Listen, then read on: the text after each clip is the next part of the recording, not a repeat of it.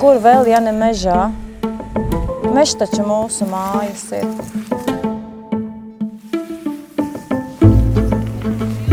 Ikdiena jau visu laiku ir 4 sienās, skolas telpās. Un tad, kad ir šādi piedāvājumi, uz tiem ir jāatsaucās, tajos ir jābūt aktīviem.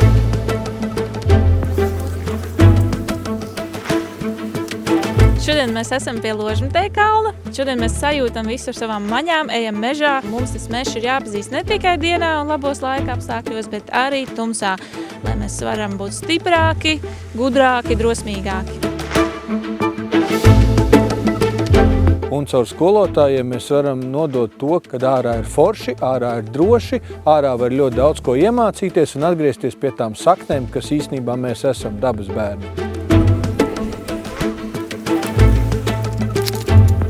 Mūs izglīto un mēs tālāk izglītojam.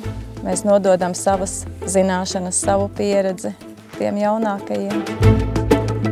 Antibakteriāls viņš ir un viņā var noslaucīt rokas. Mēs varam sākt ar mazajiem solīšiem, kaut vai skolas parkā, pagalmā un pamazām doties iepazīt dabu. Galvenais ir nebaidīties un pamēģināt un ieviest to kā tādu regulāru praksi, kas tad jau kļūst par daļu no ikdienas skolas mācību procesa.